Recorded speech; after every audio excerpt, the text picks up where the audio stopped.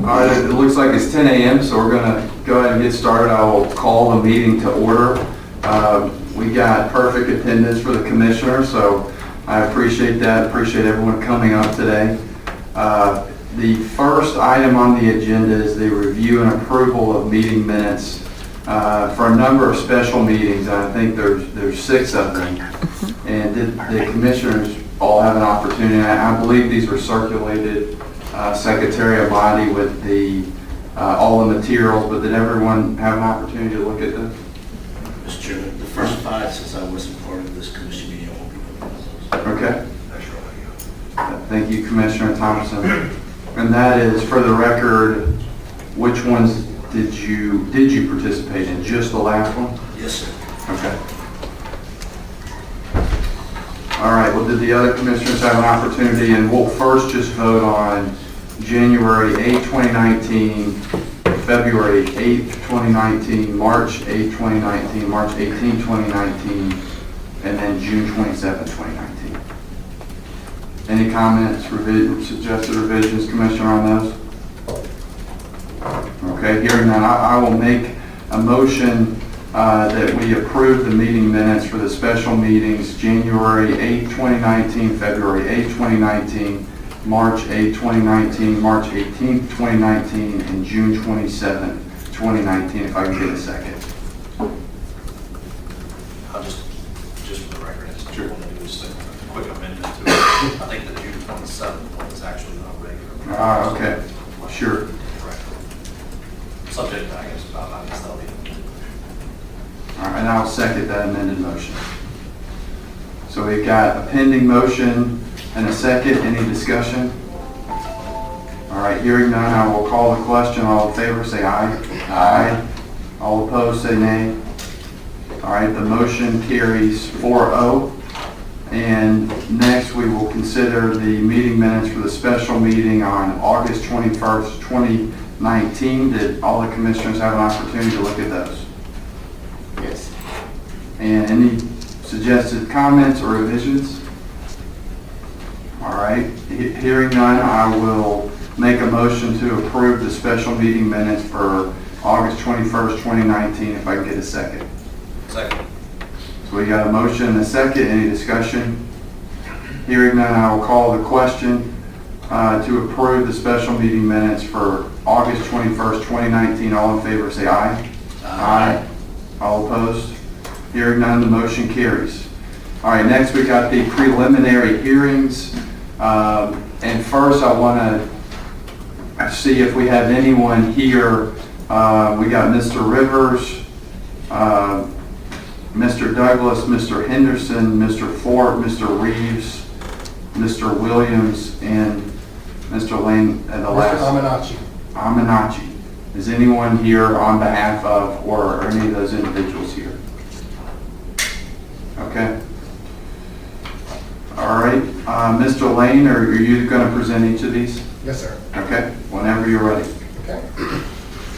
Commissioners, the first case that you have before you is 2019-0025 in the matter of Mr. D. Kenneth Rivers, Jr.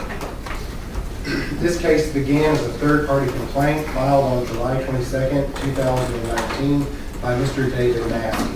By way of a little bit of background, Mr. Massey every year files complaints against members of the Butts County Board of Commissioners.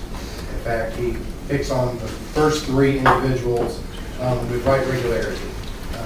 Mr. Rivers serves as the District 1 Commissioner for Butts County, Georgia, and I also believe he serves as the Vice Chairman of that commission as well. He was most recently elected in 2016 and is currently in that office.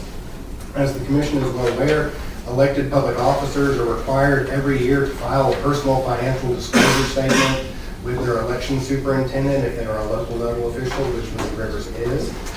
And that's pursuant to 21-5-50 subsections A, subsection 3.1. Mr. Massey has alleged, and the Commission staff confirmed, that Mr. Rivers failed to file his personal financial disclosure statement. I've had numerous conversations with Mr. Rivers, most recently as of last night. He has offered no defense, he has filed no response, and he has filed no defense. Also, by way of a little bit of background, Mr. Rivers has appeared before this commission once before in case number 2017-0190. In that case, the commission found multiple violations, also stemming from a complaint filed by Mr. Massey. The commission imposed civil penalties and late fees of $1,550. To date, Mr. Rivers has made no payments towards that outstanding balance. So in that light, and in light of the fact that there has been no defense offered, there is no filing of a personal financial disclosure statement, commission staff respectfully submits that there is sufficient ground or a reasonable basis to believe that a violation of the Campaign Finance Act has occurred, and we respectfully request that the commission file as such. Commissioner Watts? So, you said you talked to Mr. Rivers last night? Yes, sir. So what was his reason for not coming today? He had to take a friend to court. And as I told him, well, I appreciate that very much, but maybe the friend could get another ride, and we started 10. Also, by way of just background in a few of my attempted phone calls with him, you might find this humorous. I called his personal cell phone, and the first time I called it, he picked up and pretended to be someone else and told me that Mr. Rivers was not available. 2 days later, I tried the number once again, and it clearly identifies that number as his personal cell phone. It introduces, says, "Hi, this is the cell phone of Commissioner Kenneth Rivers for District 1 of Butts County, Georgia. Please leave a message." Additionally, I've called his place of business and spoken with his secretary at least 4 times. Each time I've called her, or a week and a half period, I've been told he's either on the phone or otherwise unavailable. And then last night he told me he was out of the country, and that's why he was unavailable. But his staff seemed to find him readily present. I'm sorry, Commissioner. Go ahead. As I learn the process and the procedures, since Mr. Rivers, your doctor, is Mr. Rivers, since he's not playing nicely with us, why do we have a proposed consent order? We do propose consent orders in all cases, Commissioner Thompson. It's been presented to him, it was presented to him when the case was first initially done. The main reason we did it is since it is such a simple violation of a failure to file a personal financial disclosure statement, we tend not to have a very high penalty for those. Even for a repeat offender? Yes, sir. Currently. And generally, most of the time, the individuals with Butts County tend to be very cooperative. And with the exception of Mr. Rivers, almost everyone else immediately rectifies their problems. Mr. Rivers tends to be a special case. I can assure you that if the commission finds reasonable grounds to go forward and we go to an administrative hearing, my recommendation is going to be to throw the book at it. Thank you. Secretary Marty? Thank you, Mr. Chairman. And Commissioner Thompson, I think you hit on something that I'm going to address a little later, but I don't want it to go sort of unaddressed. He hasn't paid the $1,550 from the previous fine levied against him. I'll address that more in the collections report, but this is something that has become a problem in the past, and it's something that we've spent the last several months cleaning up. We do have mechanisms of how to force enforcement, and I'll address that more later. But that's not, I don't want it to be perceived that that's just something we're allowing to happen. Thank you. Commissioner Barnard, do you have a comment?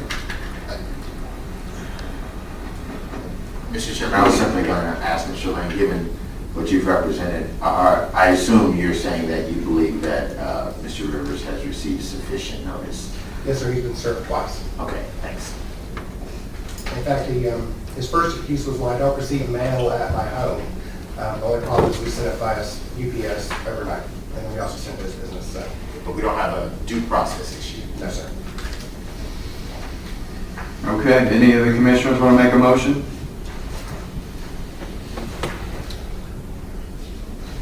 I'll make a motion. I'll move till we find reasonable grounds that D. Kenneth Rivers violated the provisions of the Campaign Finance Act. Second. All right, we've got a motion, we got a second. Any discussion? Hearing none, I'll call the question. All in favor of the motion to find reasonable grounds that the Campaign Finance Act was violated in the D. Kenneth Rivers matter, case number 2019-0025, say aye. Aye. All opposed? Hearing none, the motion carries. Okay, Mr. Lane, and next we'll go to Mr. Douglas. Commissioners, what you have next before you is case number 2019-0027. in the matter of Mr. J. Keith Douglas. This is also a third-party complaint case that was filed on July 22nd, 2019 by Mr. David Massey. Mr. Douglas currently serves as the District 4 Commissioner for Butts County, Georgia, most recently being elected to that office in 2018. He was first elected in 2012. Like Mr. Rivers, Mr. Douglas failed to file his calendar year 2018 personal financial disclosure statement. We have confirmed that with the local election superintendent. We have also checked our records to make sure that we do not have a copy of it. After speaking with Mr. Douglas, he's admitted to not having filed his required personal financial disclosure statement. He has subsequently filed with the local election superintendent. One violation of Code Section 21-550, subsection A 3.1. And Mr. Douglas has entered into a consent order where he's agreed to pay a $125 late fee and $125 civil penalty. That $250 is to be paid within the next 30 days. And if memory serves me correctly, he's paid it through our online payment portal. So he's already paid. I want to make sure that I'm, He's entered into a consent order, so Commissioner. that this shouldn't even be on the preliminary hearing list anymore, should it? In fact, everyone's entered into a consent order or waiver with the exception of letter F, 2018-0077. But you're actually able, under the current meeting rules, you can proceed straight through the list. You don't have to move it to another section if you prefer. But There's nothing for us to do. aside from agreeing to adopt the consent order. Okay, well then I'll make it a motion that we approve the consent order in the, make sure I'm on the right one, a matter of, or 2019-0027. I'll say. Okay, we got a motion and a second. Any discussion? Hearing none, I'll call the question. All in favor, say aye. Aye. All opposed? Motion carries. And a question, so Yes, sir. so all of these, do we have any additional consent orders to the other preliminary hearings that have now become consent orders? You're going to have a consent order in letter C from Mr. Robert Louis Henderson. You're going to have a waiver of preliminary hearing for 2019-0013 with Mr. Ford, a consent order for Mr. Robert Matthew Reeves, and a consent order for Mr. Rohit Amanamachi. Okay. What's the waiver? The waiver, Mr. Ford is waiving his right to a preliminary hearing. He's consenting that there are reasonable grounds to believe that a violation of the Campaign Finance Act has occurred. Under the terms of that waiver order, commission staff has agreed to a 90-day stay, because as the commissioners know, our rules allow or automatically impose a 30-day stay once a probable cause finding has been made. Mr. Ford has asked for 90 days so that his accounting professionals have sufficient time to go through his records and update them, and then provide us records that we have subpoenaed from this campaign. Mr. Chairman, it's my suggestion that we just run through these individually. Mhm. You know, because they're not all the same. Mhm. No, I have no objection. I mean, it does seem like a packed agenda. So, just putting it bluntly, so I don't have an objection to that. So for each of these, they were noticed as preliminary hearings. When did they become consent orders? Yesterday. Yesterday? It was a very busy day. Okay. Your busy day makes us not have a busy day. That's right. I tried. Okay. Continue. So we're on Mr. Henderson? Yes, sir. The next case before the commission is 2019-0029 in the matter of Mr. Robert Louis Henderson Sr. Mr. Henderson serves as the District 2 Commissioner for Butts County, Georgia, and this is also a third-party complaint filed on July 22nd, 2019 by Mr. David Massey. Mr. Henderson was elected most recently in 2016. He's been on the commission since 2011.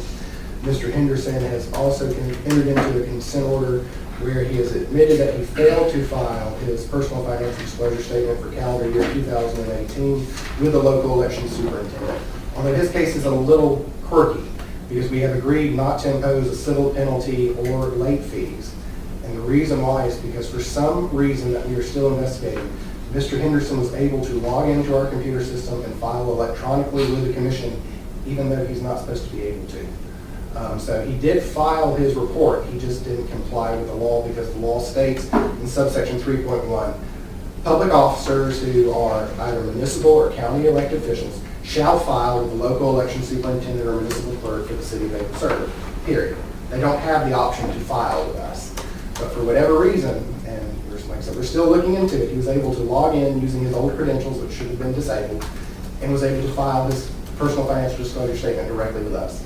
So when we went, because he swore in a stack of Bibles he filed, and the election superintendent's like, I don't have it, but when we went through our records, we found it.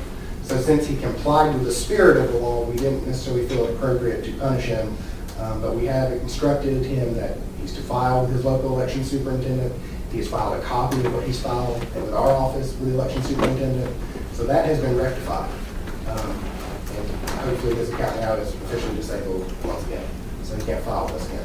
So I guess that was going to be a question of mine, is Yeah. why this was a Compliance compliance order. order versus a consent order. And the terms of the compliance order essentially is that he is to now file locally? Yes, sir. Okay. All right, Commissioner Watts?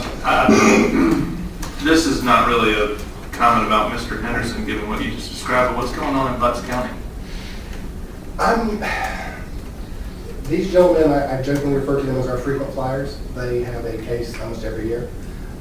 We have tried multiple times to explain to them what the code is. We have offered to give them classes. We've given them the schedule. They just simply fail to comply. The election superintendent reaches out to them. The county manager has reached out to them. They just either they claim to forget, or I'm not entirely sure to tell you the truth. And we've seen these three gentlemen before? Yes, sir, all three. At least on 2 and sometimes 3 occasions. So the question is, whatever we're currently doing isn't working. And, I mean, if they're settling the day before, with a relatively nominal fee, I mean, it doesn't seem like they're taking the law too seriously. And so the question is, are we imposing the maximum extent of the penalty that we can? Commissioner, I'll be very honest with you, I am happy to get much more aggressive with fining position. If that's what this commission would like. Mr. Chairman, another issue we've had is with not just the elected officials in Butts County, but candidly with the local filing officer. And so we're going to be scheduling a one-on-one training session to alleviate some of the issues that is causing as well. It's sort of a two-pronged problem. Okay. Well, that's just my thoughts. I mean, I'll defer to you guys. This is your cases. You're prosecuting them, but I just making an observation. If we're seeing consistent recidivist behavior here, and they're just settling the day before, we have to take that in mind. Now, for Mr. Henderson, I think, I'm not trying to defend him. He did technically file, he just got it in the wrong spot. We might have to take a little bit of the blame since our system did allow him access and did allow him to file. It shouldn't have rejected his file. It shouldn't even allow him in the system to begin with. Okay? What were his other violations? I mean, is this the... He had, in this case, it was. No. You said that this is not the first time we've seen him. In the past, did he file locally and that he just didn't? Correct, he did. He did file locally for all three gentlemen. They had much more severe violations the first time, so they have gotten better. They just haven't gotten completely compliant. I know for Mr. Rivers, his original violations, he did not file campaign contribution disclosure reports for the better part of a year. Same thing for Mr. Douglas and Mr. Henderson, on top of not filing their financial disclosure statements. So they have gotten somewhat better, just not fully compliant. And do they have any reason? Do they give justifications? No, sir. That tends to be a normal pattern that we have from local elected officials. There's a rather high hostility rate in local officials feeling they don't need to comply with the Campaign Finance Act. Yeah. Well, I'll just make the statement, and it's not unique to any of these individuals, but if we get to a point where we're having people violate the act 2, 3, 4 times, That needs to be taken into consideration whenever we are resolving and entering consent orders, because I think the commission needs to be taken seriously, and I think the act needs to be taken seriously. Okay. All right, any other comments on this one? No, but I'll make a motion to adopt the compliance order in case number 2019-0029 in the matter of Robert Louis Henderson Sr. Okay. Seconded. We got a motion, we got a second, any discussion? Hearing none, I will call the question. All in favor, say aye. Aye. All opposed? Hearing none, the motion carries. All right, Mr. Lane, I think we got Mr. Ford next. That's correct, Jay. Commissioners, you have before you case number 2019-0013 in the matter of Mr. Vincent Dean Ford. This is a sua sponte complaint filed by the commission, which was filed on August 5th, 2019. It is relating to Senator Ford's candidacy for the Atlanta mayor race that he ran in 2017. The two allegations that Mr. Ford is waiving his preliminary hearing on is that he failed to file a December 31st, 2017 campaign contribution disclosure report. He was required to continue filing his campaign contribution disclosure reports in calendar year 2017, even though he did not make it to the runoff, and that is pursuant to 21.534 subsection C2A. For whatever reason, he simply failed to file it. He filed his October 25th, 2017 report and reported that he had $156,000 in change on hand as of October of 2017. In light of the fact that our last report from Mr. Ford showed that he had that amount of money on hand, he was required to file supplemental reports with the commission for every calendar year that he maintained those funds. And my understanding is he still has substantial funds on hand. Pursuant to 21.534I2, those supplemental reports are due on December of every following calendar year, so he also has a failure to file a December 31st, 2018 campaign contribution disclosure report. Mr. Ford recently retained, as of the beginning of last week, Mr. Charlie Bailey as his attorney. So we have been in discussions with him. In discussing with Mr. Bailey the steps forward for this case, the parties have agreed that Mr. Ford is waiving his right to a preliminary hearing. He's consenting that there are reasonable grounds to believe that a violation of the Campaign Finance Act has occurred. Additionally, the parties have agreed to a 90-day stay commencing from today's date, in which Mr. Ford will have the opportunity to update his accounts and get his records together so that he can provide them to the commission, so that we can complete our audit and see if there are any other violations of the Campaign Finance Act. So that's the terms of the waiver order that you have before you for consideration. And it's in your, should be in your binder, hacking it right in the side section, because it came in yesterday. All right, and then just to confirm, Mr. Bailey and no one on behalf of Mr. Ford is here today?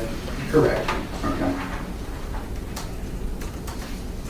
And what was their thinking waiving the hearing today and agreeing that probable cause exists? Without speaking directly for them, my understanding, especially when a party chooses to waive a preliminary hearing, it's because there's not an adequate defense, and you may wish to preserve certain defenses for a later time for the ultimate trial. It's a tactical decision in a quasi-criminal or criminal case. Mr. Commissioner Varner? I just want to clarify something, Mr. Lane. Yes, sir.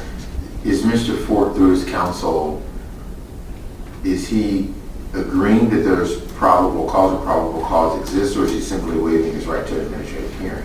And if it's the latter, tell me what the difference is. It's not the latter. He's not waiving his right to an administrative hearing. The administrative hearing is the full hearing. I'm sorry, he's waiving his right to a preliminary. Correct. He's waiving his right to a preliminary hearing and has consented that there are reasonable grounds to proceed forward. So he has consented? Yes, sir. Okay.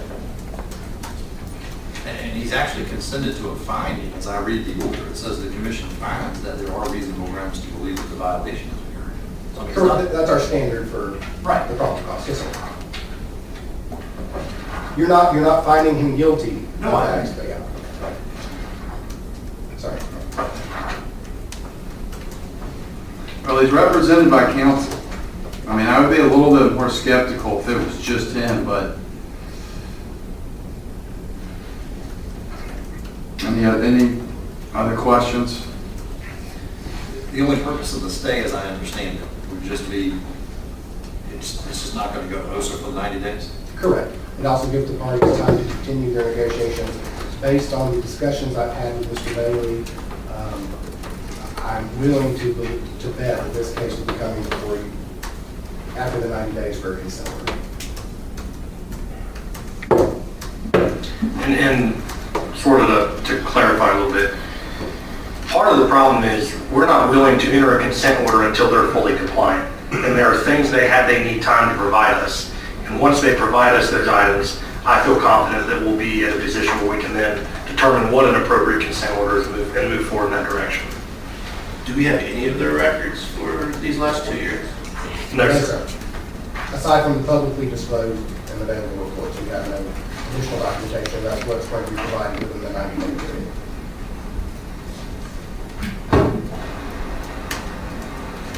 All right, well, I mean, he signed it, this council has signed it, so, what would you propose that the motion be here, to adopt this consent order? Yes, sir. Okay. I will move that we adopt the proposed consent order in the matter of Vincent Dean Ford for the case number 2019-0013 PC. Second. All right, we got a motion and we got a second. Any discussion? Hearing none, I'll call the question. All in favor, say aye. Aye. All opposed, say nay. Hearing none, the motion carries. All right, Mr. Lane, we'll move to the Mr. Robert Matthew Reeves 2018-0117 matter. Commissioners, before you have case number 2018-0117 in the matter of Mr. Robert Matthew Matt Reeves. Mr. Reeves was a candidate for State Senate District 48 in calendar year 2018. He has a very simple violation in that he failed to disclose 2 sub-accounts within his investments on the investment section of the personal financial disclosure statement. As the Commission is aware, the Campaign Finance Act requires all public officers and candidates for public office to disclose any investment that is greater than $5,000 or more. And you actually have to tell us what that investment is. You have to tell us, for example, if it's Coca-Cola stock, you tell us Coca-Cola stock. You cannot simply just tell us the name of your brokerage, which is what Mr. Reeves did. On his personal financial disclosure statement, it said SunTrust 401k. That's not compliant with the Act. You actually have to tell us what those underlying investments are. The 2 underlying investments that qualified for disclosure were a Goldman Sachs index fund and a Vanguard mid-cap index fund. Both exceeded the $5,000 threshold for disclosure, which is required by 21550 subsection B3D. Mr. Reeves has consented to the violations, has agreed to pay civil penalties in the amount of $250. The consent order is a little different in that he's not paying us money because he already has a credit on hand. He overpaid late fees related to supplemental reports that he was required to file. So instead of giving him a refund on his outstanding credits, we're just simply going to apply those credits to his current late fee, or not late fee, to his current civil penalty in this matter. So that's why you're seeing a relatively low fine. It's because it's not a very big violation for the failure to disclose the 2 sub-accounts. It's within line with our matrix, and like I said, he already has the cash on hand with us. So the normal fine for this would be about $75 per sub-account. He's only got 2. Okay. Any questions? Is Mr. Reeves, is he a repeat offender? No, sir. This is his first time with us. So he's paying a civil penalty twice the amount of the individuals that are repeat offenders who didn't file their disclosure at all. One of the reasons Mr. Reeves' fine is higher than theirs is Mr. Reeves' case took the better part of a year, and it shouldn't have been that complicated. Well, I think this fine is fine. That's one of the reasons he didn't get the $75 per. It was increased simply because it was, the arguments made in defense were, I'd say, lacking good faith, I'll put it that way. Well, the other guys apparently didn't have a defense. And for at least for 2 of them, Mr. Douglas and Mr. Henderson, they readily admitted they made mistakes. And also, if I remember correctly, Mr. Douglas and Mr. Henderson have paid in full from their prior time with us. Mr. Rivers is the only real rotten apple that won't pay. Okay. Any Any other questions? Well, I will make a motion that we adopt the proposed consent order in the matter of Robert Matthew Reeves in case number 2018-0177. Second. We got a motion and a second. Any discussion? Hearing none, we will call the question. All in favor, say aye. Aye. All opposed? All right, the motion carries. So next we've got in the matter of Gregory Williams, and this is a preliminary hearing. That is correct. Okay. Commissioners, you have before you case number 2018-0077 PC in the matter of Mr. Gregory Williams. This is a sua sponte complaint filed by the Commission on February 19th, 2019. Mr. Williams has been served twice to ensure that he's received proper notice down in Valdosta. He was served most recently on April 12th, 2019. Mr. Williams was running in the 2016 general election to become the District 8 Senate representative for Valdosta. He filed his declaration of intent to accept campaign contributions on April 19th, 2016. The violation stemmed from the fact that Mr. Williams failed to file his election year campaign contribution disclosure reports for March 31st, June 30th, and October 25th, 2016. All three are violations of 21-534 subsection C2A. Mr. Williams has filed no response. He has reached out to our office and we've discussed with him the fact that he needs to go ahead and file, provide various documents to us, and then he has, for lack of a better term, ghosted from us. He does not return phone calls, emails. So we have checked our records. These records have not been filed in our office. And for that, we respectfully submit that the commission find that there are reasonable grounds to believe that a violation of the Campaign Finance Act has occurred. All right. And for the record, Mr. Williams was properly served. Yes, sir. Twice. Both times by UPS overnight. Or next day air, I believe is the appropriate term. And what is the penalty that you were seeking against him? Since he is being non-compliant, my recommendation of the commission would be to impose maximum penalties for each once it goes to a full hearing. Okay. And we would have to, today it's just a reasonable grounds finding. Yes, sir. It goes before the administrative hearing and we approve. Correct. Okay. All right. Any other questions? Anyone want to make a motion? I have a question. When was Mr. Williams told that the hearing would occur today? He received three notices. He received a notice in July, then we sent a new notice because we changed location from CLOB here to Capitol 341. And then he received notice that the hearing had been moved to Capitol Room 341. And then as the commission may be aware, Budget Committee needed their room back. So we had to send a new notice as of, I believe, 3 weeks ago was when we found out the meeting would have to be re-noticed. So everyone received a new second notice, in his case a third notice, about 3 weeks ago, letting them know it actually moved back to this room, CLOB. And still no response from him? No, sir. And we've called and left messages at his number. The number is still active. It's receiving voicemail. So, Okay. Any other questions or motion? I'll move to find reasonable grounds that the Campaign Finance Act has been violated. Okay, and I'll second that motion.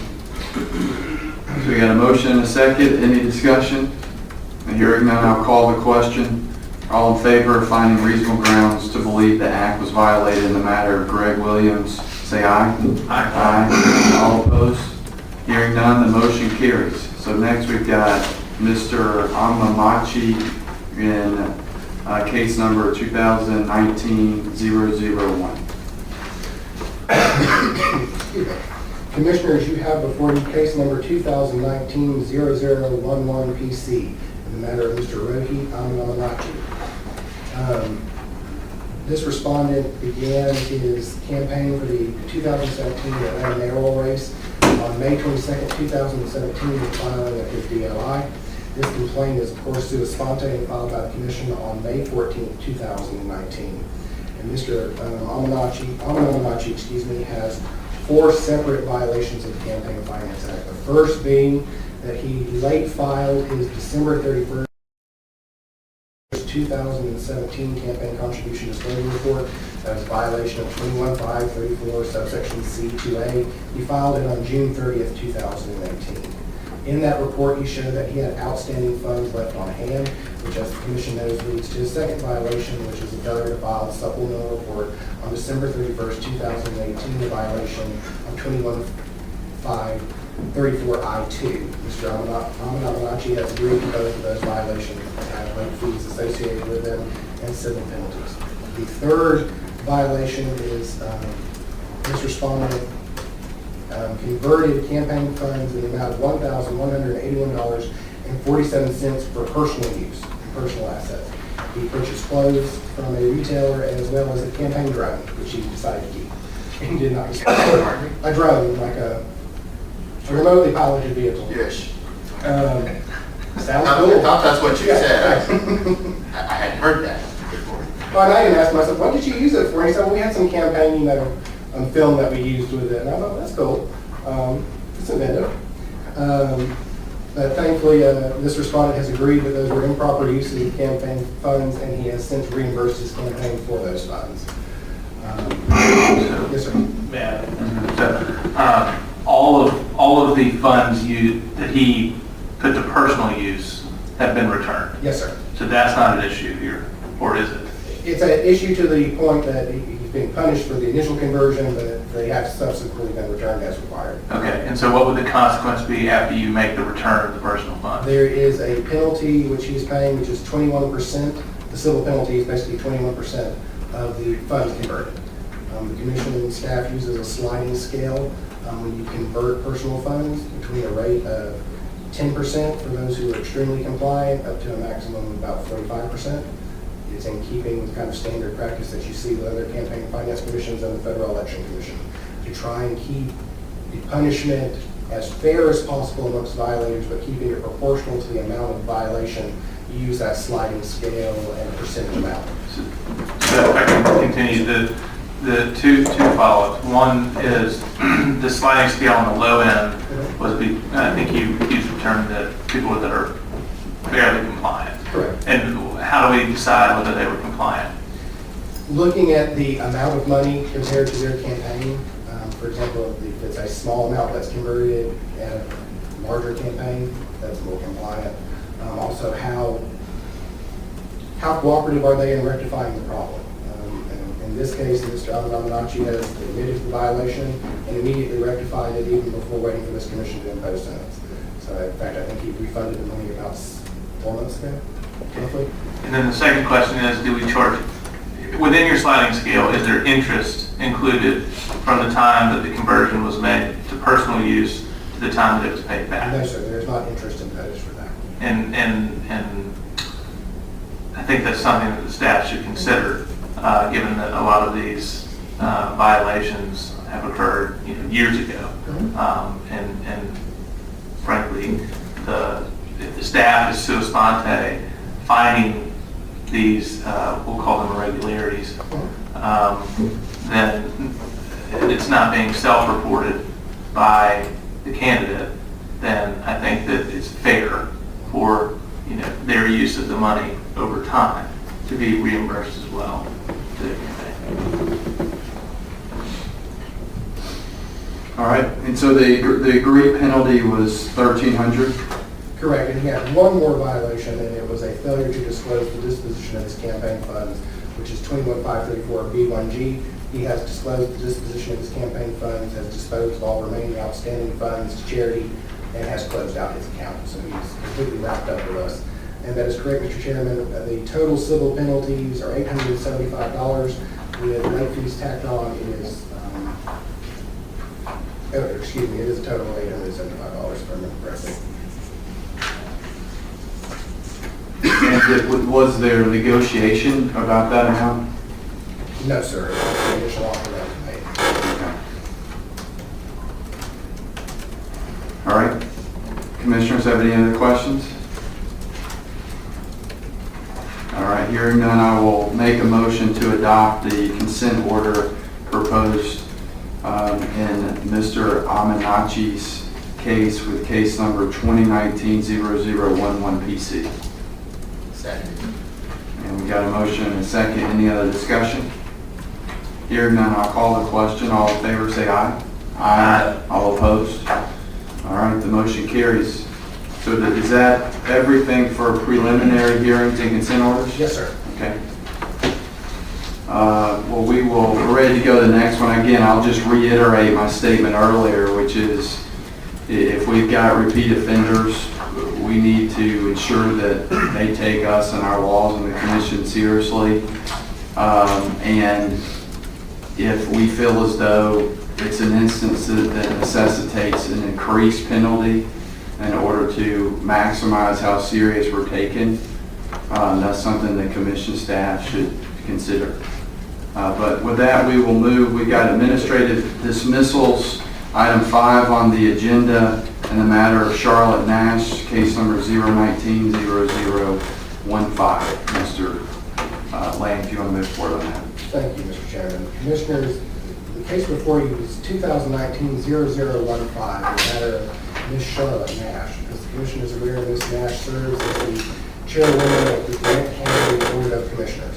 This case is a third-party complaint that was filed on April 17th, 2019 by Mr. Joseph W. Newton. Mr. Newton's allegations, and there are 4 in total, all relate to an alleged violation of Code Section 21-5-30.2, which is the public agency prohibition contained in the Campaign Finance Act. 21-5-30.2 simply states that no public agency may make a campaign contribution to any candidate or a ballot committee, referendum committee. In looking at the allegations, once you distill them to their basic form, Mr. Newton has alleged that Ms. Nash made a public agency contribution by going to town halls that Gwinnett County held relating to the MARTA referendum that was most recently held in 2019, beginning of 2019. At all of these town halls, they were held at various locations, usually on public property throughout Gwinnett County. Ms. Nash would go in her official capacity as the chair of the Gwinnett County Board of Commissioners, which had voted to approve the MARTA transportation plan that was being voted on in the referendum to affirmed by the citizenry. At those meetings, she would take the stage. She would explain the position of the commission without expressly advocating for or against the referendum question. And then she would step down off the stage, and then, of course, in her private capacity, she would expressly advocate for the advancement of the referendum question. And Mr. Newton believed that was a violation of the law.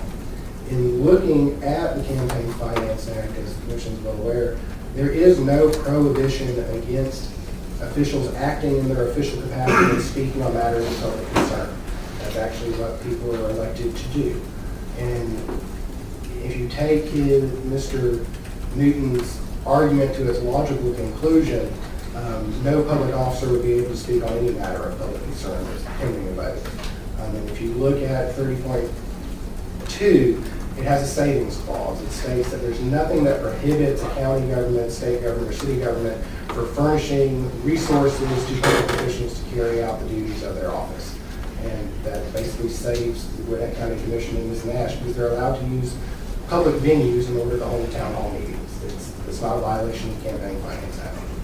And that's the first allegation he raises. The second one is that Mr. Newton alleges that Ms. Nash and the County Commission violated an old consent order that was entered into with the Commission back in the early 2000s, in 2002.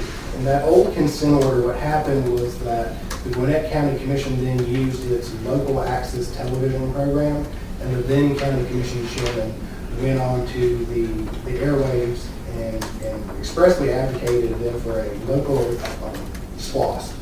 And the commission and the then County Commission entered into agreement that the commission would not use its public broadcast channels to advocate expressly for or against any ballot referendums or any other elections. Despite what Mr. Newton has alleged, there is no evidence that the county commission utilized its local access channel to expressly advocate for or against. And as the commission knows, express advocacy requires that these officials say you should vote for or you should vote against. You must use what Buckley versus Vallejo calls the magic words test. If it doesn't say vote for or vote against, then it's fine. Express advocacy requires those exact words to be said. You can say you should support, you should look into, it's a good idea. All of those are not express advocacy. So there is no violation of that old consent order. So for that reason, we find that allegation to be unfounded. All right, and is the complainant Mr. Newton here? I don't believe so. And was he provided notice? Yes, he was. Okay. The final two allegations are almost identical. And what Mr. Newton has alleged first is that he was not provided equal access to county-owned venues to present his argument. Now, the way the Campaign Finance Act is written is that campaigns and political organizations are allowed to use county-owned and city-owned facilities, provided that those county and city-owned facilities are offered to all persons on substantially the same terms and rates. It's kind of a first-come, first-served basis. The It's MARTA campaign committee reserved one of these areas for a town hall meeting. And his argument is that because they would not allow him to basically hijack their meeting and put up his own displays right next to their displays at the stage, that he was somehow denied equal access. That's unfortunately for him not the way that the law is applied. Like I said, it's a first-come, first-served basis. He had, as far as we can tell and discover, the ability to rent the room the next day, the day before.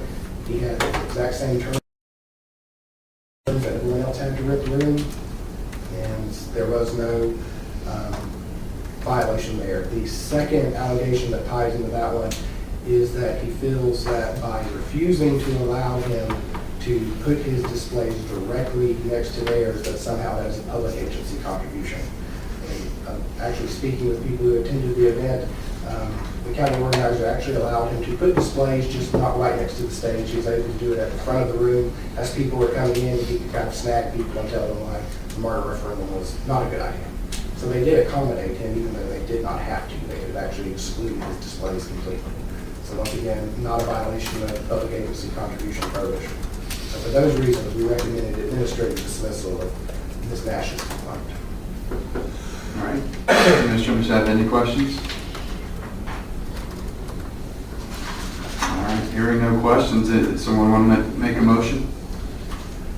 I'll move to adopt the administrative dismissal in the matter of Charlotte Nash, 2019-0015. Okay. And do I hear a second? Can I ask a question really quick about this? How about, well, Yes, we- second. we got a second. All right, discussion, go ahead. I'm sorry. Just procedurally, The case is do we already- always approve the administrative dismissals, or do they just stand dismissed when you sign? They stand dismissed upon execution by the executive secretary. The commission has delegated its authority to do administrative dismissals to the executive secretary. Right. In this, we provide you with the information so that if you decide you wish to reopen the matter, or that you find that administrative dismissal is inappropriate, you have the opportunity to reopen the matter. But we don't have to approve this. You don't have to approve it, it stands dismissed, Right. unless you decide you want to revive it. Okay. Commissioner Watts? I rescind my motion. All right, well, good. Well, so we don't need to make a motion or formally approve it. No, sir, it is completely dismissed. Thank you. Well, thank you for notifying us of that. And so next we've got, and who on the staff will be presenting the award of attorney's fees? Mr. Lane will be presenting the proposed rule that you requested. I will be weighing in with some case law that I think will be informative. All right, and Mr. Lane, would you suggest that you go forward presenting it? All the commissioners have received it, and I'm sure they've looked at it.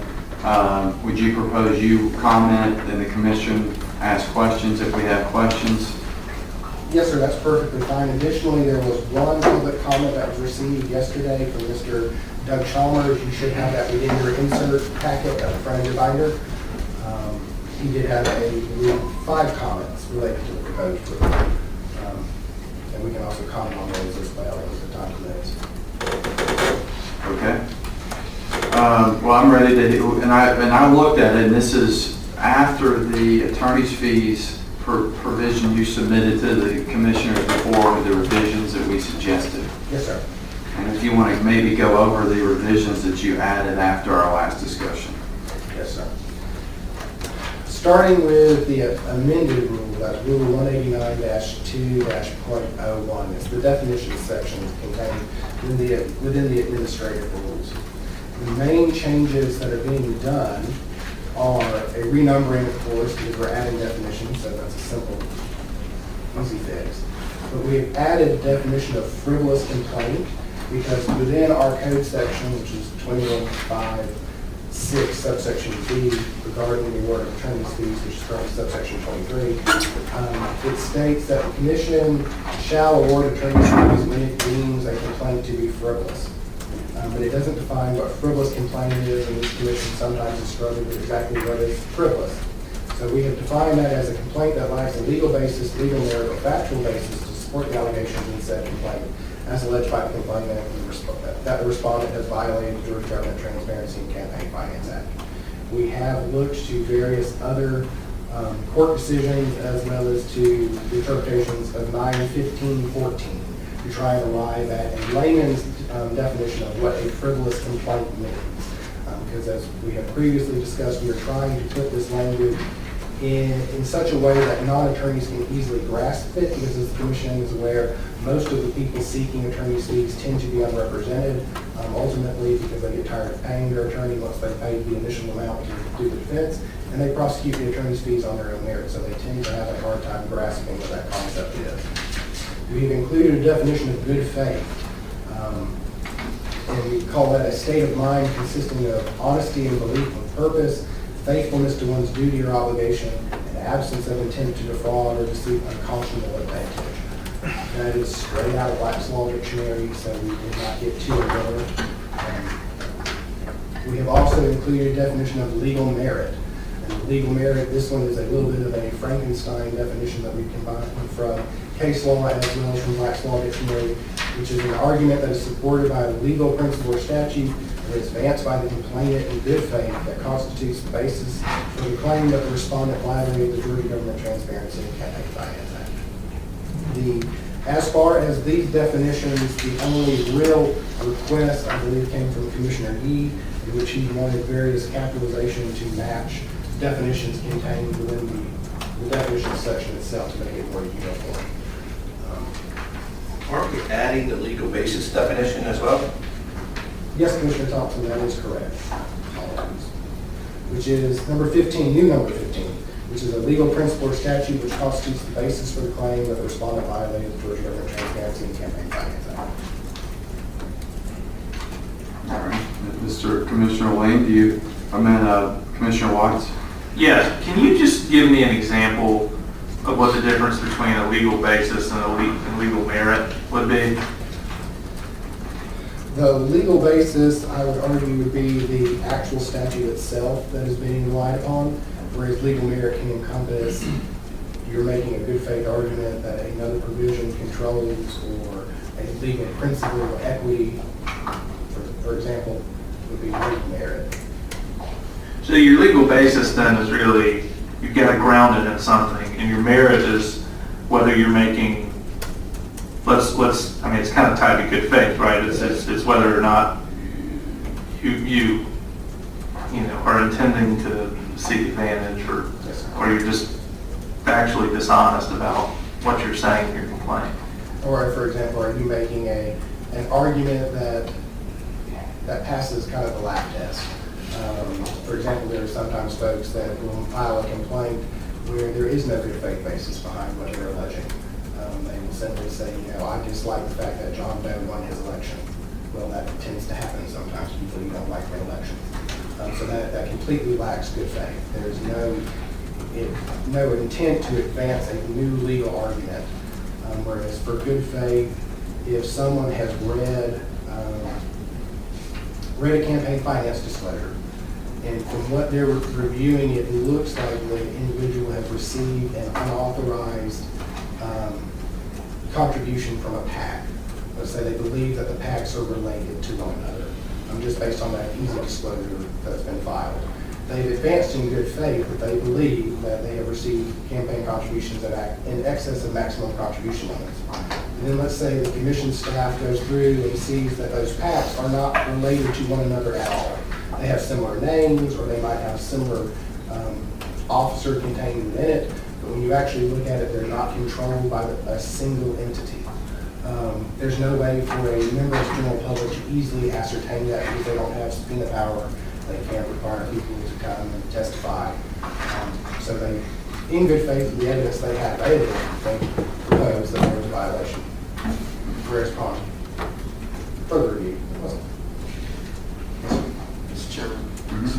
So when I look at these two definitions, legal basis and legal merit, picking up on, I believe it was Commissioner Watts' question, legal basis is the statute or case law that supports, that lays out whether or not the conduct is or is not a violation of the act. And then legal merit is the factual basis upon which the complaint is being brought. Is that a fair summary? I think that's a fair summary. It's the argument you're using, construing the statute to the fact. So may I propose a change to, or at least clarification of the language in 16, the proposed language. Legal merit, an argument that is supported by a legal principle or statute that is advanced, comma, factually, comma, by the complainant in good faith, comma, that constitutes a basis for the claim that the respondent violated the Georgia Government Transparency and Campaign Finance Act. I'm not necessarily making a motion, but I wanted to throw that out for your consideration, comment, and comment by commissioners or Secretary Amati, if anybody had any thoughts about kind of adding that word, to the definition of legal merit. Sure, and basically it's added the word factually after the word advanced in the first line. So we would say legal merit, an argument that is supported by a legal principle or statute that is advanced factually by the complainant in good faith that constitutes the basis for the claim that the respondent violated the Georgia Government Transparency and Campaign Finance Act. And I forget the cases, it's taking kind of a Iqbal and Twombly approach to pleading that you need to allege some facts that relate to the claim, that you need to allege facts in the complaint that a particular statute has been violated.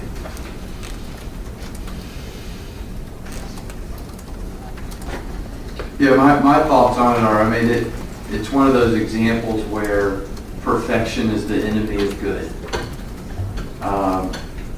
I think that applying this will lead, and I'm not saying this is good or bad, I'm just saying it's a reality, will lead to a more lenient standard against awarding attorney's fees just because if it's supported by a legal principle or statute at all. Whereas if you look at 1915-14, it can be supported by a statute, case law, but if it lacks substantial justification, attorney's fees are still awarded. I do think we need to get an attorney's fees provision on the books, because we could debate about the language forever. And I think it's helpful just for everyone to have a procedure about how it goes forward. I'd like to try to get something today. Secretary Amati, and Mr. Lane, if you want to comment on this, if we have additional suggested revisions today, how would that impact the adoption of it? Would we have to renotice it? make those revisions and renotice it and reconsider it? Could we adopt it today, subject to the suggested revisions? How do we go about doing that? Mr. Lane and I discussed this, so he's got the notes on that, but no, we would not have to renotice this. Okay. So let's, Is that because it's not a substantial change? Is that why you're saying we're not going to have to renotice it? Because it's my understanding that if it is a substantial change, we would have to. Correct. More or less, yeah. If it's minor tweaking of the language, you don't have to renotice it. You would vote at the next hearing to adopt it, but it would be finalized for vote before the next hearing. You're changing my typo. Well, Hopefully they don't have to. does this constitute changing a typo, adding a word? And that's my question. The safer practice would be to renotice it once changes have been made to it. Because I hear Commissioner Evans as far as the justification of it. And I think y'all will have opportunity contained within the new rule itself. This is just a definition section to apply language more in line with 9:15:14 regarding reasonableness, justification, and on down. let's go through, and all the commissioners received language from the public, Mr. Doug Chalmers, about some suggested changes. Do you have any comments on those suggested changes? For suggested change 1, Mr. Chalmers has requested that contained within the new rule that may shall be changed to shall, and I have no objection to that. When you actually look at 2156B subsection 23, it says the commission shall award attorney's fees if it finds the complaint to be frivolous. Your discretion is in whether the complaint is frivolous or not, but once you make the decision that it is frivolous, you have to award attorney's fees. Whether that be nominal or the full amount, that is your discretion. We'll come to that in a bit, but I have no problem changing the may to shall. Additionally, his request number 5 has already been changed within a new version of the rule. It should say 2156 subsection B 23. So that there's no objection there. As far as his request number 2, I do have an issue with number 2 because although the law clearly states, and I think part of the problem is when the legislature drafted subsection 23, it didn't quite understand what a complainant is and how they participate in our case. The law states to award attorney's fees to the party complained against if the commission deems the complaint to be frivolous, legally or factually, or if the complaining party fails without good cause to appear at the preliminary hearing on the complaint. Mr. Chalmers has alleged that since the rule is silent as to the failure to appear, he wants the ability for a failure to appear to constitute the grounds for the awarding of attorney's fees. And my pushback on that, Commissioners, is that this commission has ruled, and we have substantial Supreme Court and Court of Appeals precedent, that complainants are not parties withstanding in an administrative proceeding. So they have no duty to appear here because the actual prosecuting entity is the commission and its staff. In fact, in 2018, a party filed a complaint against Ms. Stacey Calverman and actually sought permission to address that. He actually wanted to object to the administrative dismissal of that case, and we actually had 2 hearings on standing in that matter. And I can go through the case law if y'all need it. But the commission then affirmed, basically, case law which states that a complainant has no standing here. So their failure to appear at a hearing, frankly, is relevant because they don't have the standing to do anything anyway. I think what the legislature may have been trying to do is state if that a complainant fails to appear once they're subpoenaed to testify here, that might constitute grounds for the awarding of attorney's fees. But I'd argue that failure to appear is just one of the factors you use in determining whether a case is frivolous or not. It's not in and of itself grounds to award attorney's fees. Okay. And Commissioner Watts, you have a question? Just the rule silence on the point, I don't think is going to be interpreted to mean anything, honestly. I mean, that's kind of where I'm coming down, that on the second suggestion, that You know, if somebody, I think your points are well taken, but I mean, if somebody doesn't show up, you know, it's not necessarily a reason not to award attorney's fees if they've requested. Okay. Any other comments on that one? I mean, I agree with you, Mr. Lane. I think it's superfluous in a way, but you keep going through the. There is also for number 3, Mr. Chalmers is of the opinion, since it says the commission shall award attorney's fees, and that there's no reasonableness language, because the commissioners know in 915.14 it contains within the code section that it says the court may award reasonable and necessary attorney's fees, whereas our code section says shall award attorney's fees. But our language is silent within the code as to what amount of attorney's fees. Are they reasonableness, or is it just whether the, you know, they show up and they prove I have $30,000 worth of attorney's fees to file one response.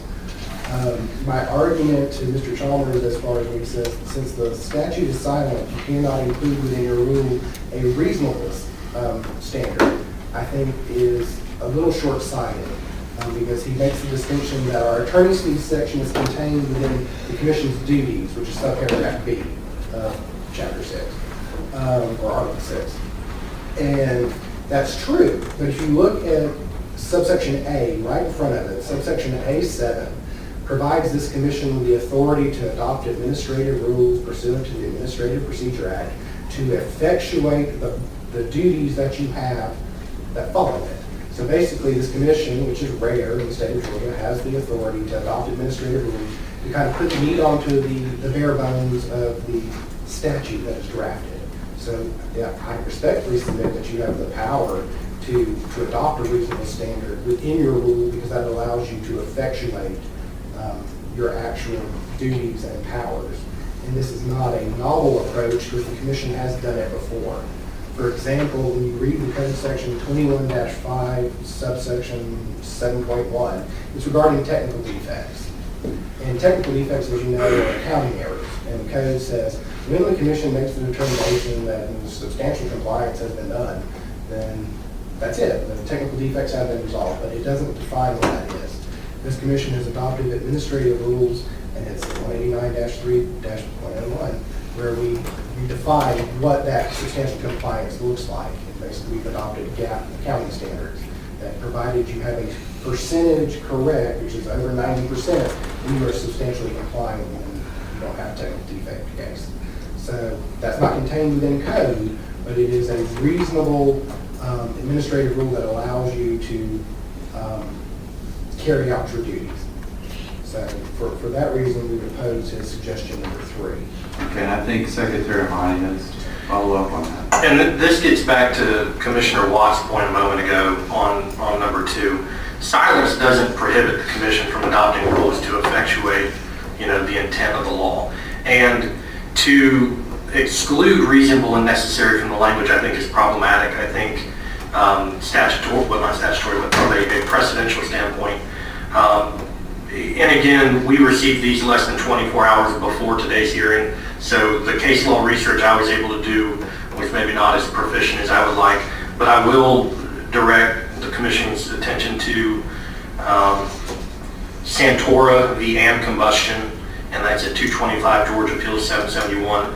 And this was a case where there was an employee who was fired, there was an employment law dispute, attorney's fees were addressed, and the court said, and the Georgia Court of Appeals said it's well established that to recover attorney's fees, both the actual cost and the reasonableness must be shown.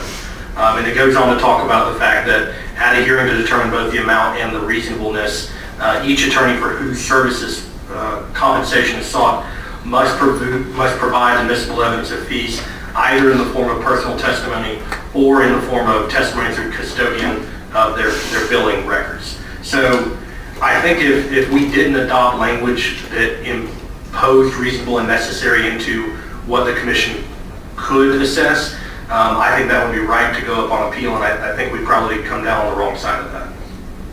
And then there could also be some due process issues. Correct. Reasonable taking. All right, Commissioner Watts.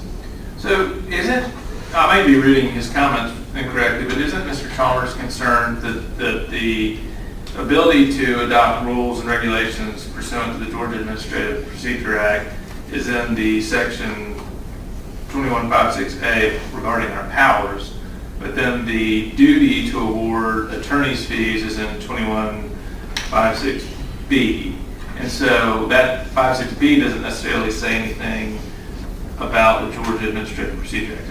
Am I getting his concern correct? I think so. And as far as the Administrative Procedure Act power, the only limitation this commission has in the adoption of regulatory rules is you cannot require the disclosure of more information on campaign contribution disclosure reports, lobbyist disclosure reports, or personal financial disclosure statements than what is contained within the code. So for example, you can't ask a lobbyist to disclose all of their personal transactions at Chick-fil-A because that's not authorized by code. You can't ask a candidate to disclose transactions that are less than $100 because those are specifically exempted from the reporting requirement. They don't have to be itemized. Or you do not have the authority to require by administrative rule that a candidate disclose investments less than $5,000. De minimis investments. Those are the only limits on your administrative ruling power. Outside of that, provided you are not directly conflicting with the code, you can adopt rules that flesh out the actual language of the code to make it enforceable and functional. Because as you probably know, there are parts of our code that are very bare. Yeah. Well, I mean, it's clearly delegation to us, but I guess I have no problem. I mean, I don't really see the concern with it because, the 2156A7 says that we can adopt these rules and regulations for anything necessary and appropriate for carrying out the purposes of the chapter. I mean, the chapter itself has to do with attorney's fees. So to add that language, I don't think is inappropriate. Okay. And then the last one, number 4, we also push back on, and I'm sure Mr. Motti will have a comment on that one related to the case law, but Mr. Chalmers wants contained within their description that privileged information can be redacted from the bill. I'd argue that the silence contained within the rule allows privileged information to be redacted. We're not saying you can't do it. Yeah, I think that's pretty clear. Yeah. But All right, Secretary Monty. Well, and this is just one point I want to emphasize. I and staff are not conceding that what Mr. Chalmers is describing is privileged information. Mr. Chalmers' read of how this should be affected is essentially that you would redact everything describing the work done and submit an invoice that says $10,000 and it's blank. And I think that creates legally a problem for you to determine whether those fines or those fees are reasonable or not. Second of all, I don't think the law supports that type of description is privileged. Candidly, in the 23 hours since I got this, I have not found anything within the state of Georgia, but there is persuasive authority in the 11th Circuit, and that can be found in INRI Grand Jury Matter number 91-01386, 969 F2D 995. And in that, the 11th Circuit states that the identity of a client and the receipt of attorney's fees normally are not privileged matters. And it goes on to describe essentially that there is an exception to that rule where they will consider the identity and description of the fees privilege, quote, where disclosure of the identity would also reveal the privileged motive for the client to seek legal advice. And it's something called the last link doctrine, which is, quote, applicable when it may well be the link that could form the chain of testimony necessary to convict the individual of a federal crime. That's obviously not what we're talking about here. So the 11th Circuit has outlined one exception where they will consider attorney's fees, invoices, names of people who are represented privileged. It's really not applicable in this case. This has been cited as recently as 2018 by the Northern District of Alabama in the 11th Circuit. A number of other state Supreme Courts have come down with similar rulings, including California as recently as 2 years ago, which the California Supreme Court said this is not privileged information per se. Now, it is possible that if the description is too detailed, and if your attorney invoice says counseled client to settle at X dollars because why, well then yes, I would agree some of that should be redacted. But simply stating drafted email for client, incorporated business for client, client letter. Those are not communications which express advice given or elicited. That's just a memorandum of fact. And so I want to be clear that we don't concede Mr. Chalmers' point that any of this is privileged information at all. Yeah, and that's going to be determined on a fact-by-fact basis. I mean, I think just the question for us is whether the language needs to be in the rule, and it doesn't. I mean, otherwise, the federal rules and the Georgia Civil Practice Act are both incorrect, so. And would be removed at this point. Yeah. I don't think that's the intent. Yeah. All right, so you're in agreement with, you've already done number 5. Yes, sir. Okay. And you're in agreement with changing may to shall? Yes, sir. Do the commissioners have any thoughts on changing may to shall? Okay. So that's at least one revision that we need to make. I would request the commissioners, to the extent we can now, because I think regardless, we're going to have to make some revisions, renotice, and hopefully adopt this thing at the next meeting. If the commissioners could, and here's another question for Mr. Secretary Mahdi, do all the revisions have to be made, and maybe Mr. Fuller, you chime in, do they need to be made today in the open meeting? Or if we review it once more and the commissioners have revisions between now and the deadline to notice the new provision, they can make it? Since you'd be re-noticing the rule with the changes in it, I think you can send changes privately. Okay. Commission staff, I email, like, a red line version would be like this or like that, include, and then re-notice. I think that would be okay. All right. Well, given we're all here, if being efficiently as we can, let's try to talk about any other proposed revisions that the commissioners may have. So we've got one from Commissioner Barnum.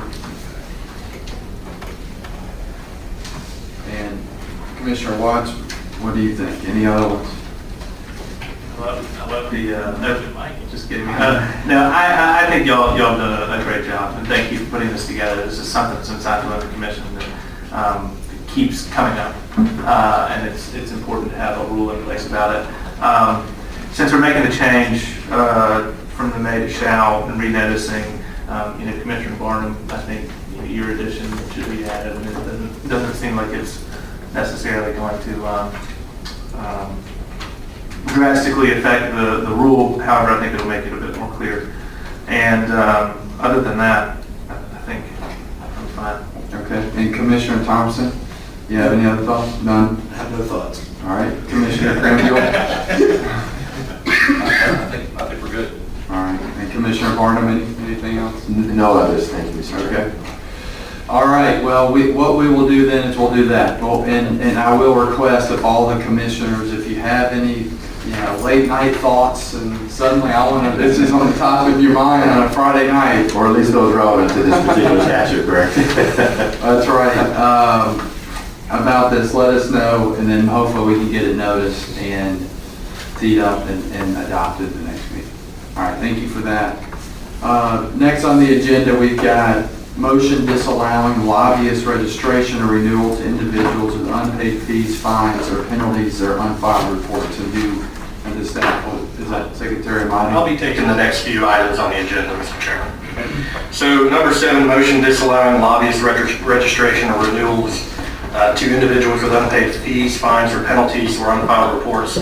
This is a motion that is pretty pro forma. The commission votes to adopt this order every year. It's essentially a mechanism that allows us to force lobbyists with outstanding fines and money owed to have to pay before they can register to lobby during the next legislative session. And the language just states that no person may register as a lobbyist or renew their registration as a lobbyist for the calendar year of 2020 if they have a outstanding registration, supplemental registration, identification card, and/or badge fees as set out in the code, B, unpaid fines or fees arising from the Campaign Finance Act, unpaid fines and/or penalties arising from orders of the Commission, or D, unfiled disclosure reports that were due pursuant to the Campaign Finance Act. This will essentially get into what I'm about to talk about, collections, but this is one of the mechanisms we're moving forward and we want to keep doing to ensure we have compliance with orders that this commission hands down to make sure money owed is money paid. And I would move this commission to vote to adopt the order. Can the executive secretary make a motion? I don't think Well, I think I presented You would four propose, but we motions. never Yeah. got it. Thank you, Secretary Ramadi. All right. Any discussion, questions from the commission? Okay. Cranville? I haven't gone through this in detail yet. I have to be frank with you. I remember this coming up, but I don't know if we've ever really gotten into the guts of it before, but is there a reason that the terms of these orders are limited to a year? Yeah. Okay. You can take that. the main reason that it's limited to a year is because lobbyist registration automatically terminates at the end of every calendar year. So you have to re-register to be a lobbyist in the next calendar year if you choose to do so. So that's why we limited it to one calendar year. And every year prior to this, the commission's adopted an order that requires older fees to have already been paid. So if you've got a guy from 5 years ago, he's already covered by an order of this commission. So And maybe I'm being a little bit slow this morning, and I apologize. I mean, this seems like a rather logical thing to me, and I just don't know why there isn't a standing order. Is there a reason that we have to limit the term of our order to a year? Not necessarily. I was just wondering why we're doing, if there was a reason that we're doing this, every year as opposed to this just being, or does it transform itself into a rule if we do it that way? I don't know that it necessarily does that, Commissioner. I don't think it transforms it into a rule, but you will adopting a rule that would make that a little more permanent. That was my only question, sorry. That's a good question. I don't Well- see a prohibition in y'all being able to do that, to make it going forward. Commissioner Watts? Yeah, I mean, I think that for purposes of today, I mean, despite the executive secretary's vast overreach a few minutes ago, trying to make a motion, I think we should adopt this motion, but, maybe the staff can come back at the next regular meeting with, a proposal. Yeah, because I agree, and it's a very logical thing to do. But then I'll leave it to the staff on whether we want to go with a rule or standing order or something to that effect. But I will formally move to adopt this motion in order disallowing lobbyist registration or renewal to individuals with unpaid fees, fines, or penalties, or unfiled reports. I'll second. All right. We've got a motion. We've got a second. Any discussion? Hearing none, I'll call the question. All in favor of adopting the request for motion in order disallowing lobbyist registration or renewal to individuals with unpaid fees, fines, or penalties or unfiled reports, say aye. Aye. All opposed? Motion carries. And I agree with Commissioner Watts. I think it would make sense just for efficiency purposes, and maybe there's some language in there that says until the standing order holds until repealed by a majority of the commissioners. So there is a way to repeal it if needed. All right, collections report, Secretary Monty. So this is something that I think Commissioner Thompson astutely touched on earlier. That's a problem. As of July of 2019, following our last regularly scheduled meeting, we did an internal audit. So less than 3 months ago, we had 46 cases with the commission which were legally closed. These were cases that were presented, cases against candidates and elected officials. They were presented to this commission, argument was heard, votes were taken, orders were signed. And these 46 cases, civil penalties and fines were assessed against candidates or elected officials. They were closed, but they were really still open for purposes of actual collection. And this is something that has historically been a bit of a problem. Many of you met Jeff Morris, our legislative affairs and legislative liaison. He has also spearheaded the effort to resolve this issue. So it's great to say we have a $7,000 fine against a Macon city councilman, but until the money's been paid, it's effectively toothless. So we've made this a priority. We spend a lot of time and resources on this. What I can tell the commission is in less than 3 months, we've gone from 46 technically open cases for collection. Almost 40 of them have now been closed and collected in full, to the tune of over $40,000 that have come into commission. Now that money, very little of that stays with the commission. Almost all of it goes back into the state treasury, which is a good thing. But we're talking about almost $40,000 that can go to be appropriated for roads, K through 12, what have you, with the legislature. So we're down to a handful of cases that haven't been collected. We're going to be aggressive with those. If we can't close those nicely in the next month or so, we will be referring those to the Attorney General's office, where a Special Assistant Attorney General will be assigned to file suit and seek garnishment of those monies in Fulton County Superior Court. But I wanted to highlight this anyways, but particularly in light of Mr. Rivers and repeat offenders who are before the commission again and again and aren't even paying. That's not something we're going to allow to fester, and we've made significant progress in addressing that issue, and we're going to keep doing that. Good. Commissioner Watts? Just one question, and it's back to the idea of interest, because a lot of these fees are unpaid for quite some time. I don't know out of the 46 what the longest time period was, but are we or can we charge interest on the money that hasn't been paid? So, Commissioner, that's a good question. I don't know the answer to that, and here's the reason. Particularly in respect to candidates who have campaign contribution account where the money is sitting, those are interest-free accounts. So I don't know what impact that would have on our ability to assess interest on monies that they're not earning interest on. Well, I would think it wouldn't have any bearing on that, because essentially what we're paying, or what we would be charging, is interest on the time that the money has not been with the state treasury.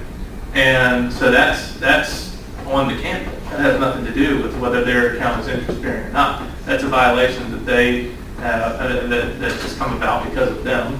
And that's money that should have been paid to the state treasury and wherever. Has been owed for. It's been owed for quite some time. So it's something that I think should be, if the answer is unknown today, that's fine. But it's something that I think the staff should look at and consider, because, again, whether you're a repeat offender or whether you wait years and years and years and make our staff expend resources to come collect funds, that we shouldn't condone that. It comes with a cost. And I think it comes with a cost. And that's something I'm happy, Mr. Wayne, if you want to. Well, and I may be speaking out of turn, Commissioners, but contained within our cases in which people have substantial fines, they all contain an acceleration clause that also provides for the imposition of statutory interest upon non-payment. And if I remember correctly, statutory interest is currently at 7%. So that's already contained within there. So once these go to collection, they will be able to impose statutory interest back to the date of non-payments, 7% going forward. And that may be something that we've had the ability to do in the past and just haven't, but I'm certainly open to changing that.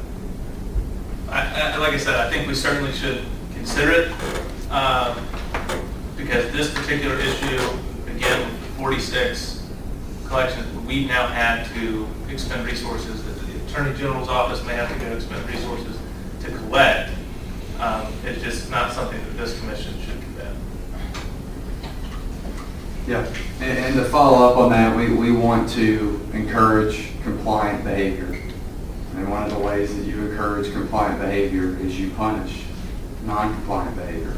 And one way of doing that is having interest on failure to pay fines. So if we need to take that up, I would add that, Secretary Amati, to the agenda if it is necessary to help enforce the Campaign Finance Act, and that's something the commission needs to consider. We want to do that, because if we've got, regardless of who it is, multiple people offending, people getting fines, then people not showing up, and then people not paying, then that's something we don't want. But thank you for your efforts on the collection report. Next, we've got the report of the Executive Secretary, which includes an audit of General Assembly members and then public outreach update. Just start with the audit of the General Assembly members, Secretary Amati, and tell us the basis behind that and the findings for it. Thank you, Mr. Chair. So to start, legally the basis is these are filings that that are required to be made, so we're entitled to investigate, review, and ensure compliance. Candidly, when I was hired as executive secretary back in April, about 6 months ago, almost immediately I had a number of individuals, both members of the Republican and Democratic Party, both members inside the General Assembly and outside the General Assembly, expressed to me that there was a very real belief that members of the legislature were not complying with the Campaign Finance Act at all. And these concerns were numerous enough and significant enough that we endeavored to conduct a preliminary audit to determine if there was blatant non-compliance. And we're looking at this point, we're talking about looking at very simple things like, are CCDRs being filed? Are PFDSs being filed? Are they being filed and they're being falsely filed as essentially blank when we have evidence from other filings that we know there was money in the accounts? We know that there should be things reported. So we endeavored to do that. Following the June commission meeting, we spent, and this was a significant undertaking by commission staff. For about 2 months, we allocated significant resources to conducting a preliminary audit to determine if there was basic compliance with the Campaign Finance Act amongst the legislature.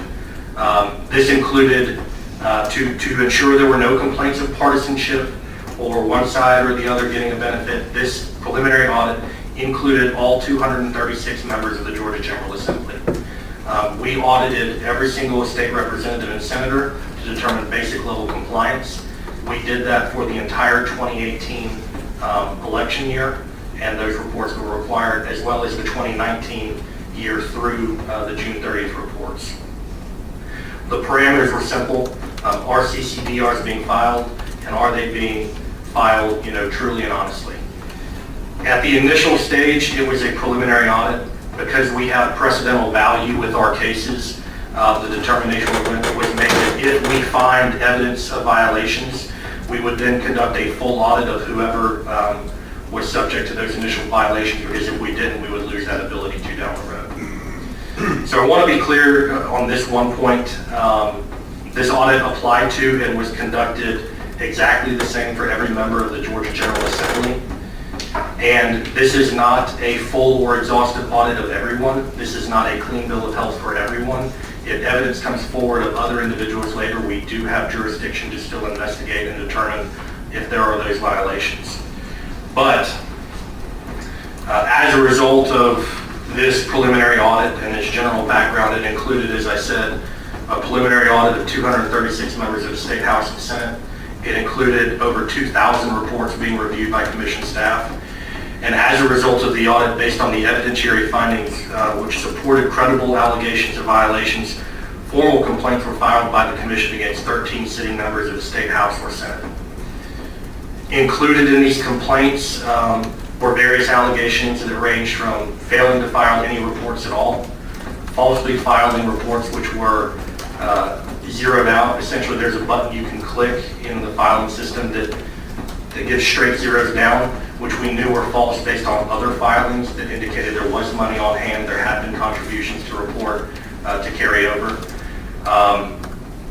A full audit of the 13 individuals that we found those preliminary violations led to more allegations of violations of the Campaign Finance Act, to include accepting campaign contributions during the legislative session, which is prohibited by law, accepting contributions from political action committees in excess of maximum contribution limits, and accepting contributions from political action committees and failing to report those PAC donations at all. Those cases have been filed. Subpoenas have been issued into banking records of all 13 of those individuals. I will stress at this point in time, they are allegations. They do enjoy the presumption of innocence, but this is a significant undertaking that we've spent time and resources on. I think it's an incredible violation of public trust if it's determined that they did do these things. And these are cases that the commission will hear down the road following a more extensive investigation into these 9 state representatives and 4 state senators. I think that's probably all I'll say about it at this point, but this is something we're aggressively pursuing moving forward. All right, thank you, Mr. Amati. On behalf of the commission, we appreciate you and the staff effort. I know it's a lot of time engaging in these endeavors, but it's important to our state that we have transparency, and as we've said today, it's important that the act be followed and be taken seriously, so thank you and the staff for that. Public outreach update. So this is something, and I won't belabor this point too long, but this is something I've talked about with the commission a number of times in our meetings. My view, and I think the commission, the commissioners and I see the same vision for this agency, that those who violate the law, particularly those who violate it repeatedly or wantonly, we're going to be very aggressive in prosecuting. But I think sort of on the other hand, we do have a responsibility to educate. And we do have an education division, and they do a great job. But since I've taken over, we have made it a priority to be more public, more present, and more accessible. So since April, I have personally spoken to a number of speaking engagements. We've gone out and I've spoken to the Georgia Public Lobbyists Association at their annual meeting. I've spoken at the Democratic State Senate caucus retreat, the Georgia Republican House caucus retreat, the state court judges quarterly district conference in District 4 with the state court judges down there in Fayetteville, the Bartow County Republican Party, and most recently was actually scheduled to speak at the Democratic Party meeting for Paulding County. There was some scheduling issues, so we're going to have to reschedule that over the next few months. But we've made a concerted effort, whether it be days, nights, weekends, to be out there, be accessible, to be educating and answering questions that the public has. Because, you know, we end up with a lot of third-party complaints, and those tend to come from grassroots activists. Well, I think we have a responsibility to educate people that aren't just candidates for office, but that are involved in politics. And so that's why we've made it a concerted effort, not just to talk to the state parties, but the local county parties, activists, people who are following and who are interested in what we're doing, but to ensure that everyone has the best understanding of the law that we can. Good, thank you. And again, to reiterate that, we're not here to get people in trouble. We're here to make sure they abide by the act, so education is important. So thank you, Mr. Meyer and the staff for that. All right, so we've got, next up on the agenda, Mr. Fuller, the report of the Attorney General. Which mic group? 17. Mr. Chair, I don't have anything to report at this time. I noticed we are still waiting to get the AG opinion on the raising of the campaign limits finalized and approved, and as soon as that comes in, that will be circulated to the board. Okay, thank you. And do we have a timeline on that? I'll say as soon as possible is the timeline I've been trying to articulate to those who have to sign off on it. All right, well, thank you. And if the commission needs to send a letter or something to expedite that, let us know. We appreciate your hard work and the AG's office hard work, but we do want to get that expedited to the extent we can. So thank you, Mr. Fuller. Next, we've got public comment, and I don't know if we had a sign-in sheet, or do we have anyone here that wants to make public comment? Okay. Ma'am, if you could introduce yourself and go ahead, thank you. Sure. Yeah, I'm the only name on the sheet. But my name is Jen Nelson. I'm just a concerned citizen. I'm not with any particular organization. And this is in regards to attorney's fees and what defines frivolous activity in lawsuit. So the commission has proposed requiring Georgians filing complaints to pay attorney's fees if it seems, in the opinion of the commission, that the complaints are frivolous. Unfortunately, it is my opinion that the commission has engaged in frivolous activity. Without showing any evidence, the commission has made sweeping accusations against multiple organizations that work to engage people of color, Georgians of color, in the voting process. These groups have had to hire and pay attorneys to defend against the commission's frivolous investigations. The groups targeted by the commission are mostly small. Some of them, as I understand, are charitable organizations, and they don't have the hefty resources that the commission has. But that hasn't stopped the commission from engaging in its frivolous investigations. Therefore, I encourage the commission to establish a rule requiring that the commission reimburse attorney's fees for groups targeted by the commission's frivolous investigations. Maybe then, if the commission is required to pay the full cost of its fishing expeditions, will the commission end its frivolous investigations? Until then, I find it hypocritical that the commission would say that the East Georgia citizens' complaints are frivolous. Thank you, Ms. Nelson. Thank you for being here today. We appreciate that. Okay, so about to adjourn, two big things is the staff will investigate the standing order for the lobbyist registration motion we passed today. The staff will also add the revisions to the attorney's fees provision. We'll circulate that amongst the commission members who will look at it. If they have any final revisions before the notice period for the December meeting, the AG's office will try to get us the advisory opinion on the one issue. And commissioners, miss anything else? Okay, good. Well, I will move to adjourn the meeting. I thank the staff and thank everyone that came today. If I could get a second for that. Got a motion and a second. All in favor of adjourning the meeting, say aye. Aye. All opposed? That's right. That's right. Motion carries 4-1.